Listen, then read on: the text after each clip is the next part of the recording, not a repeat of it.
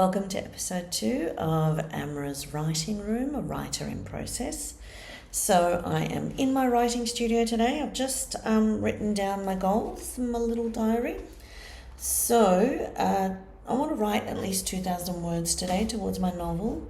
I have hit 19,000 words, which I'm really excited about.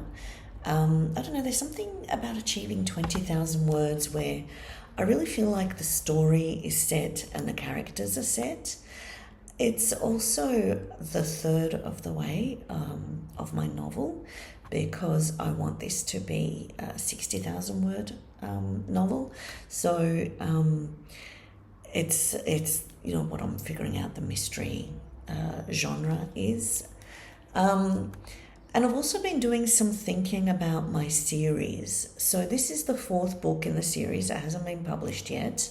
I'm still preparing for this big launch. And I've been doing a lot of research about how series are written and what makes successful series.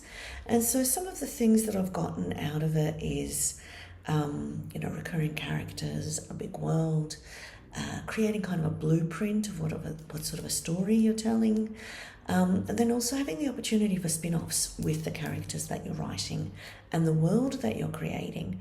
And so I love, working on projects, and then I read everything I can about it, and I feel like I'm filing away ideas, and I'm just sort of putting them all in my brain until I'm ready to use them. So I've realized that this series that I'm working on, it's a historical series. It starts with my character being in Srebrenica and a genocide survivor, and the first book is a war book. And then it kind of segues into mystery, and I'm really excited to be following her life. And I actually ended up plotting the first 9 books about what I want to do. And I sort of realized the footprint of this series is going to be my character being kind of an amateur sleuth. The other signature is ghosts. There's, always a bit of a ghostly, theme, and ghosts appearing in the books. And it's always set against some sort of a big scandal or world event. And so because she's in Australia, it's going to be Australian history now. Srebrenica is Bosnian history. And one of the things that I've done with this first book is I'm writing a book of essays showcasing the research that I'm doing. And then I thought, well, that could also be my signature, where for every book I write an essay about the real life event and the real life research that has inspired that backstory or that backdrop that the mystery and the crime is taking place against. And as I'm developing these characters, I'm like, well, I've also got the opportunity to do follow-up series with other characters. And I started sort of doing a bit of thinking and a bit of plotting about that. And now that I'm 4 books in, I'm like, I need to start a series Bible, and I need to actually chart each character's journey and each character's sort of life and what's happening in each book, and making sure that I build on and I have a good continuation and a good thread. One of the other things I've been seeing where authors are talking about how they have the same characters showing up, and I've realized I accidentally did that in the first few books, and so now I'm kind of deliberately wanting to do that and deliberately wanting to have that follow-up of the characters. But then I've also got to be careful that the characters that I want to write the offshoot series for, I can't have too much of their life on the page because I want to be able to write their series. So it's an interesting little dance. And I'm kind of glad I've got the time to think through this as I'm writing now book 4, because I'm already seeing I'm going to have to go back to book 2 and 3 and maybe just tweak a little bit. Not too much, because some of the stuff I've been doing naturally, but now because I'm sort of thinking about it deliberately, I'm like, oh, I need to sort of continue that. That's ending up being my little bit of a motif and my bit of a message that I'm doing. The other thing that I'm realizing is the themes that I explore is that aspect of found family. So I'm one of those people who, when my parents were with me, I sort of had more of a connection with my family, but I was always the black sheep and kind of the odd one out. And after my parents died, I'm sort of more disconnected from that family.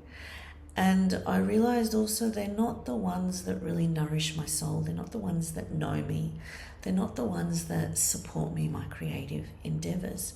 It's my found family who does that. It's the people that I have created friendships with and really deep and lasting connections with. So a lot of my friends have been friends for decades. You know, I don't make many friends, but the friends I do have are really deep, deep connections. I mean, I talk to a lot of people. I love talking to people. It's my favorite thing to do, and I have great conversations with people. But you know, those real friendships that nourish me are more my family than my family was, because they're the ones that really know the minutiae of my inner life and my real life.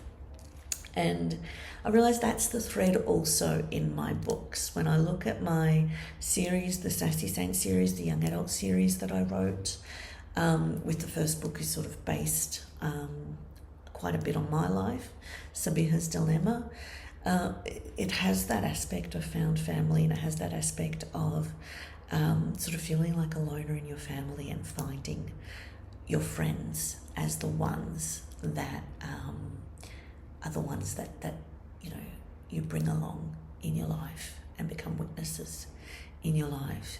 And it's also interesting because the friends that I have, they all have other friends that they've also known for decades and that they also have that sense of connection with. So we are those sort of people where we really develop those deep roots that, you know, span decades. So it's been really interesting kind of immersing myself in the world and thinking about this series and doing the pre-planning that I need to do. And so now when I go back, I'm waiting for the edits for the first book. When I get the first book, I'm actually going to have to start a character Bible and start writing down all of the information from all of the characters and all of the things that happen, so that I make sure that I follow through on their life and I have all of that in a file quickly, because my memory is terrible. I forget the names of people, I forget details that I've given them, so I really need something to, you know, have as my shortcut for that. So my second goal today is to proofread my Kickstarter merchandise that I want to create, and send that off to the printer today. I'm thinking through maybe the deadlines of my Kickstarter, so I'll keep pondering that. But anyway, regardless, I want my merchandise ready to go so that I can follow through on that. And also just a bit of an update on my podcast. I'm going to be working today on the script for episode 4. I've recorded 3 episodes and done the post-production and have those scheduled for publication. So my first episode, The Benefits of a Residency, is going to be published on Monday the 17th of February. And I figured out that I'm scheduling these episodes every fortnight on a Monday. And so I just want to keep, I've actually got like the first 8 or 9 episodes planned, and I want to keep recording episodes and keep scheduling them. I do have a feeling I'm going to run out of topics by myself perhaps, we'll see. Whenever I do, I'll see, what I'm going to segue through there.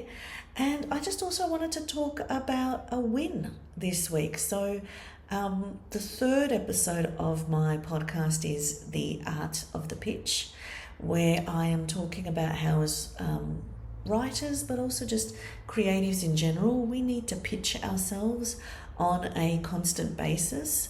And I have actually pitched to a writing organization. I've developed now, I've learned the hard way to develop a document where I have all of the pictures of workshops that I can do. And I sent that off to 2 writing organizations that I have been involved with and done workshops for. And so one of them have booked me for a self-publishing workshop. So I'm not going to give all the details because I just received the email this week, and so there's the contract process and all of that stuff, and I like to keep things under my hat until everything is done and dusted. But I just thought what a great opportunity to do 2 things. Humble brag. Oh, it's my favourite thing. And also just sort of talk about do the spruiking for my episode and show that this works. And just also a win, as a writer.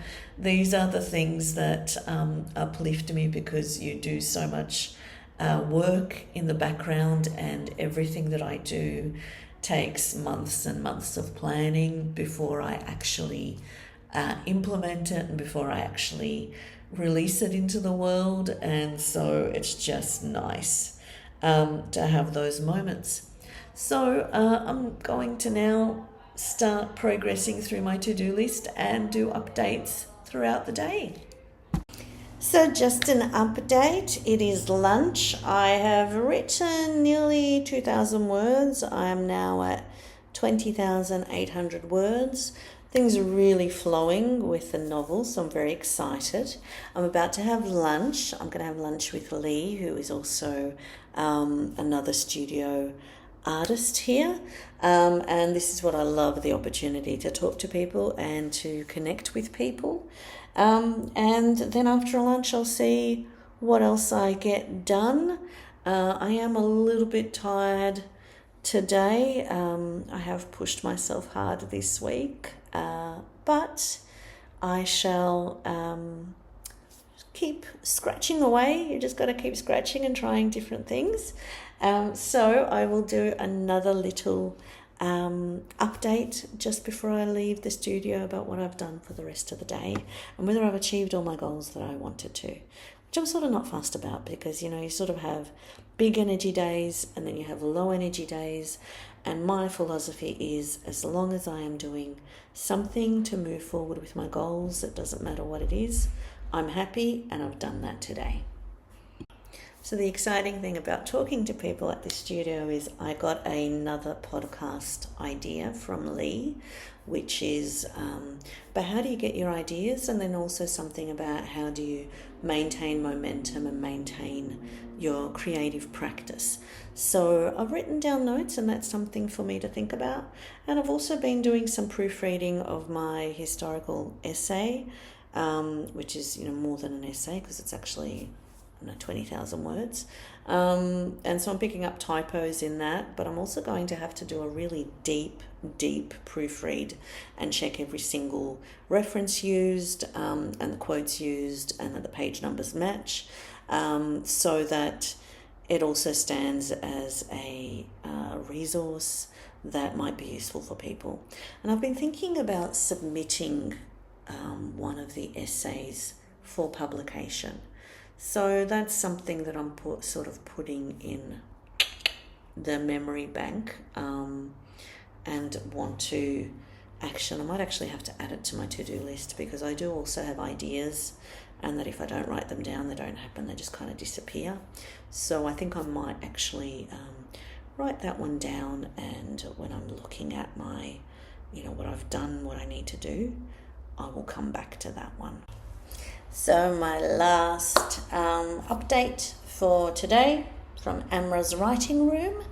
I've been doing proofreading of my merchandise. As always, I did as much as I could. I was lagging in energy a bit. The good thing is I achieved my word count and moved forward with some of my other ideas. And that's all we can hope to do. Just scratch away. I like to work with music, and I don't like music with words because I find that disrupts me, where then the words kind of make their way into my fiction.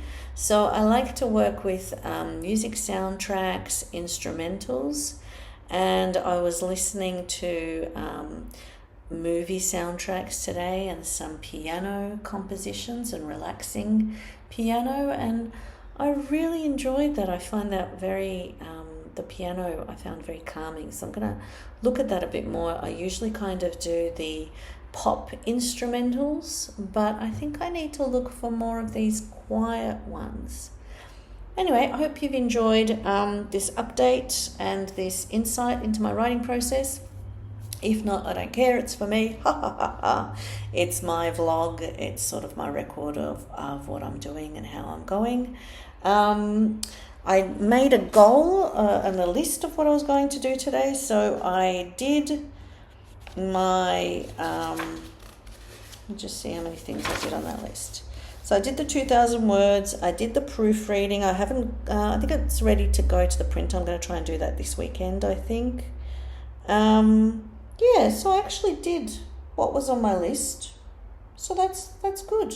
And I've got some ideas for new podcast ideas, which is good because I've got kind of the first 8 episodes planned and the first 3 recorded, and I'm hoping to have a 4th recorded by the time the first one is released on Monday. All right, till next week, keep writing, keep going.